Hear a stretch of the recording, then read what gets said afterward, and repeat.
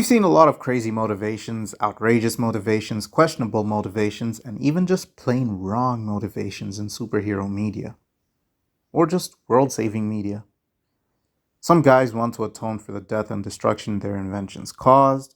Some are just good because they hate bullies. Some because they were raised like that. Some because they think that it's better to beat people up than invest their money in improving mental health care in the clearly very disturbed city they live in.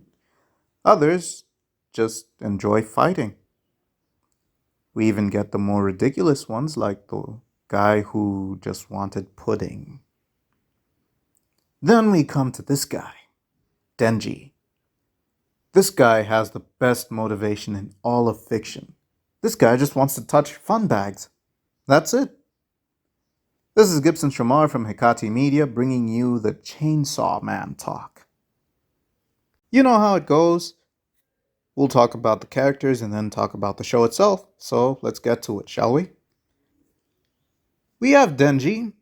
He's a good guy who was thrust into a debt that his father made with the mafia and became friends with the devil, specifically the Chainsaw Devil. He offered his services as a devil hunter and worked from there to pay off his debts. But then again, it wasn't enough. He had to go through all sorts of things to get enough money. One of the things he did was sell one of his nuts. Eventually, he's betrayed by the mafia and killed before the Chainsaw Devil resurrects him by bonding with him and giving him powers.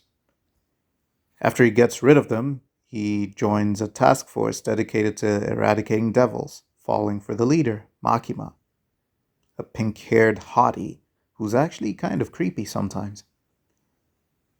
Denji sold one of his nuts, by the way. He's a funny guy, not haha funny, but weird funny. He's not familiar with much ordinary stuff because he spent most of his life living alone and below the poverty line. The mafia didn't care about what he went through as long as he paid his debts. He's still a very social guy and knows how to stand up for himself despite everything, and is starting to discover that there may be more to life than just his simple wants. We then have Makima, the object of Denji's affections. She's a bit of a weirdo, but she's also good. She's very good. She's very, very good. Where was I? Oh, yes. She is a very stern lady like girl, or whatever she is, but seems to have a soft spot for Denji. Denji sold one of his nuts, by the way. She's highly respected by her peers and underlings, but it seems her superiors are condescending towards her, and we find out why as we go on with the show. While not explicitly stated, she seems to either be a devil or whatever Denji is, because we discover that she has Death Note powers. And we saw that. We saw how applicable they are. You do not want to get her on her bad side, nor do you want to refuse her terms of negotiation. She's fierce, she's intense, but gentle and loving. It's weird. She may have a crush on Denji because of that one very steamy scene she had with him, where she told him that if he hunts down the gun devil, they can make love. Nice incentive. But it gets you to thinking, does she like him, or is she just using him? Ah, that's an answer we'll have to wait for. Next up, we have Aki Hayakawa. Try saying that quickly, many times. He's Denji's direct superior and leads a squad of devil hunters. Denji puts it together that he has a crush on Makima too, and they have a bit of a fight where Denji keeps kicking him in the nuts. Denji sold one of his nuts, by the way. They became good friends after Denji told him that despite everything, he feels his motivation is good enough to keep him going. Aki is very astute and upstanding, doing his job with fierce motivation. He has a secret weapon in his sword, and that is that he made a deal with the devil that his sword would have untold power, but whenever he uses it, it decreases his lifespan. Nobody really knows this except Himeno, who has a crush on him. He's an honorable man and dead set on his objectives. Next up comes Power, who has had the most shared screen time with Denji. She's a blood devil. She took over a corpse, which makes her a fiend. Weird, I know. But we'll get to explaining that. She's ditzy, selfish, manipulative, and a serial liar, always trying to get Denji in trouble by accusing him of having committed her actions. She's childish and very twisted in the head. The very nature of her powers is very wrong and twisted. She controls blood and can form weapons with it. How that doesn't disgust the people around her, I don't know. But yeah, it doesn't do that. And I don't know why. Denji wanted to touch her fun bags and was offered the opportunity to do so if he helped her retrieve her cat from the Bat Devil.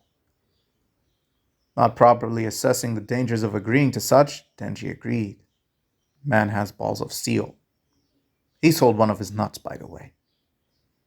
She gained a newfound respect for him, and we may have not seen it outright. She has kind of a soft spot for him now.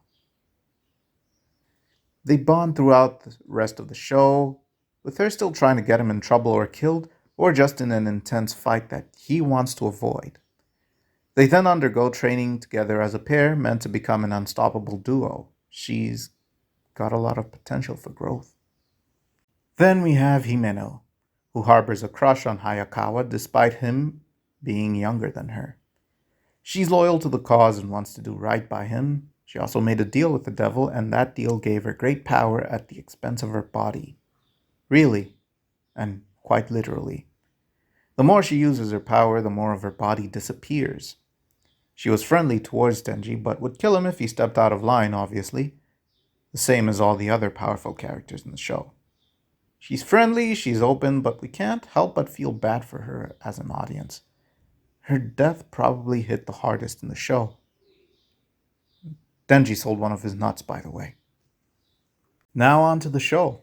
The animation is amazing. The production company did a good job. The gore isn't as extreme as I thought it would be. I really don't like excessive gore. It's why I could never get into the God of War games. Well, that and other things, but mostly that. The sound effects are good, the voice acting is good. I don't know how good it is in English. I watched it in sub. I think all anime is good in sub, unless it's Dragon Ball. The story is nice, it starts off really deep and depressing, especially considering how pathetic Denji was at the start and the kind of life he was living. He at least got his comeuppance against the Mafia in the first episode. He seriously had to do something about them. He just couldn't go on living like that, you know? It was time. The story shifts gears and he becomes more heroic with time, but they remind us at every chance they get that he wants to touch fun bags. But the more important opportunities he gets, the more he wants. He learns that he needs to become more ambitious, even though he was against that. And he actually becomes more ambitious and wants more for himself. Now he wants to do the things that are fun but not advisable before marriage, if you know what I mean. And then he figures out that he just wants to do it with Makima. That's incredible. He really is growing as a human being and a character. He has a very simple motivation. It seems that the main bad guy of the show is the Gun Devil, and that now has become Denji's primary target. I think it's a good example of a teenage boy's growing ambitions and how one can have misguided motivations that lead to great things. As much as we all want to believe that it's not the case, a lot of great things came from weird or just wrong motivations. In some cases, just random motivations. It seems like nonsense, but if you take your time, it really isn't. Denji starts off thinking that he's just a simpleton, with only his primal or basic biological necessities needing satisfaction. But he and the audience get to see more to him. Ironically, bonding with Pochita, the Chainsaw Devil, made him more human than he was before. The background characters were well explored, too, and that became a fun thing because, unlike Western shows and movies where everyone is stoic and needs to be a badass and has a badass scene, to stand out because they carry the mantle of representative of whatever they're into or whatever they are. Whereas this show, like a lot of anime, throws all of that away and just makes people more human in a realistic way. Denji sold one of his nuts, by the way. When the team is trapped by a time devil who tells them to kill Denji, there's a character that breaks down and tries to murder him, while others reluctantly stop her. Some are still unwilling to kill him. You don't really get that in Western shows and movies anymore.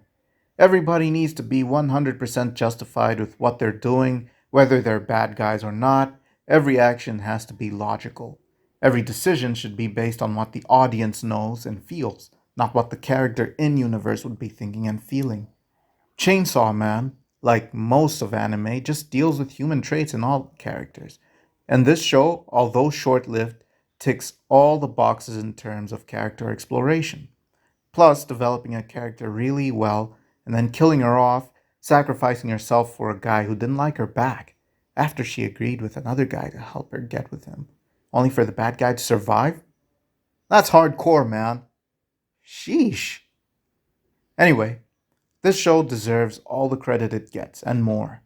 Hopefully, the next season is as good as the first.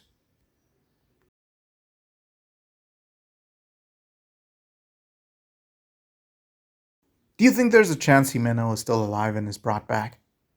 She was so hot.